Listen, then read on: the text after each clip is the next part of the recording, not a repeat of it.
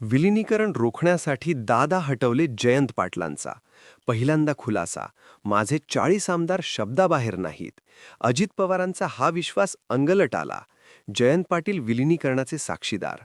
बैठका आणि विलिनीकरणाची माहिती पटेलांना होती. पवारांनी तारीख उलटून दिली नाही. दादांची शेवटची इच्छा अपूर्णच. नेमकं घडले आहे काय? एनसीपीचं विलिनीकरण होणार होतं, तर मग पटेल, तटकरे, मुश्री, भुजबळ यांसारख्या नेत्यांना माहिती नव्हतं का?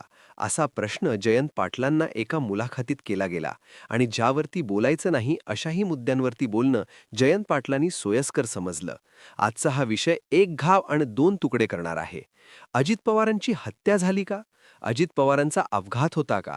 अजित पवारांचा घातपात तर नाही ना? असे अनेक प्रश्न राजकीय वर्तुळामध्ये. कारण म्हणजे अजित पवार जाण्याआधीची टाईमलाईन. महानगरपालिका निवडणुकांचं इलेक्शन होतं.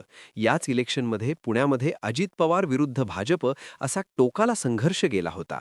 आमदार महेश लांडगे यांनी अजित पवार हे काय मोठी नेते नाहीत, काकांच्या जीवावर आहेत, भ्रष्टाचार लपवण्यासाठी पक्षात आलेत, असं बरंच काही ते बोलत होते.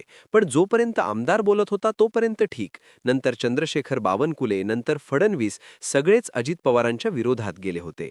आणि तेव्हापासूनच अजित पवारांनीही भाजपपासून 2 हात लांब व्हायचं असं ठरवलं असावं. अजित पवार यांचं सगळं सोशल मीडिया बघणारी PR एजन्सी होती अरोरा नावाच्या व्यक्तीची. हाच नरेश अरोरा नावाचा व्यक्ती आज भाजपचा माणूस आहे की काय, हा प्रश्न तयार झाला. कारण याच महानगरपालिका निवडणुकांच्या काळात नरेश अरोरा, जी की अजित पवारांची PR एजन्सी होती, त्यांच्या पुण्यातील कार्यालयावरती धाड पडली. आणि या धाडीनंतर नरेश अरोरा हा माणूस भाजपचा झाला असं बोललं गेलं. हेही सोडा, पण ज्या पद्धतीनं शरद पवार अजित पवार गेल्यानंतर तिसऱ्याच दिवशी समोर आले आणि अजित पवारांची शेवटची इच्छा विलिनीकरणाची होती. 12 तारखेला विलिनीकरण होणार होतं असं सांगितलं शरद पवारांनी. अजित पवारांची शेवटची इच्छा पूर्ण करा असे संकेत दिले. मात्र हीच इच्छा अपूर्ण कशी राहील यासाठी पटेल तटकरे हे कामाला लागले. पटेल तटकरे यांनी सुनेत्रा पवार यांना अजित पवार गेल्यानंतर तिसऱ्याच दिवशी उपमुख्यमंत्री म्हणून शपथ घेण्यासाठी भाग पाडलं. शिवाय चर्चा अशाही ऐकायला मिळतायत की सुनेत्रा पवार आज आणि भविष्यात कधीच विलिनीकरण या मुद्द्यावर बोलणारच नाहीत. आणि याच मुद्द्यावर पार्थ पवार जमीन खरेदी व्यवहार प्रकरणातूनही बाजूला झाले. ते राज्यसभेवरही गेले. सुनेत्रा पवार उपमुख्यमंत्रीही झाल्या आणि सहानुभूतीही घटवली गेली. पण सगळ्यात राहून राहून येणारा मुद्दा हाच की अजित पवार गेल्यानंतरच विलिनीकरण व्हावं असं पवार गटाला वाटायला लागलंय का? आणि त्यामुळे नेमकं आधी काय घडलं होतं आणि हे घडण्याचा जो व्यक्ती साक्षीदार होता तो साक्षीदार व्यक्ती नेमकं काय सांगतोय? होय, मी बोलतेय जयंत पाटलांबद्दल. जयंत पाटलांनी एका मुलाखतीमध्ये हा खुलासा केलाय की त्यांच्याच घरी सर्व बैठका झाल्या. अजित पवारांनी या संदर्भात त्यांच्या महत्त्वाच्या नेत्यांना सुद्धा माहिती दिली होती असं स्वतः दादांनी सांगितलं. तसंच अजित पवारांनी आपल्यासोबत येण्यासाठी आग्रह केला होता असाही दावा त्यांनी केला. विलिनीकरणाच्या बैठकीला अजित पवार त्यांच्या बाजूने एकटेच का असायचे असं विचारल्यानंतर त्यांनी सांगितलं की 17 तारखेची जी बैठक होती आणि 16 तारखेला माझ्या घरी झालेली बैठक, त्यावेळी सगळे इथे होते.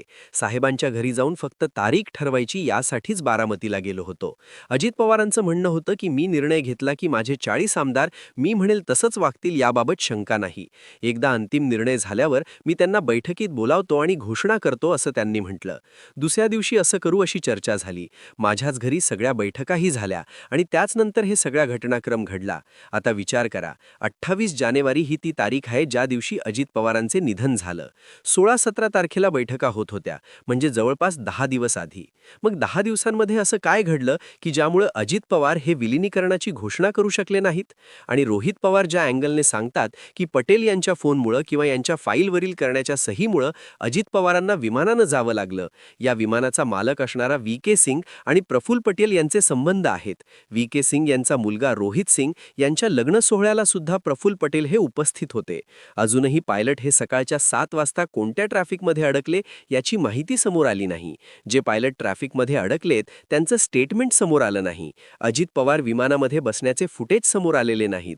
आणि हे सगळं घडण्यामागचं कारण होतं विलिनीकरण. हेच विलिनीकरण नको म्हणून एवढा मोठा डाव खेळला गेला का? प्रश्नाला प्रश्न आजही जशास तसं आहे. यावर व्यक्त व्हा. याबद्दल तुम्हाला काय वाटते ते आम्हाला कमेंट करून नक्की सांगा. आणि अशीच माहितीपूर्ण आणि राजकीय व्हिडिओ सर्वात अगोदर पाहण्यासाठी आपल्या हक्काच्या ठळक बातम्या YouTube चॅनलला सबस्क्राईब नक्की करा. धन्यवाद.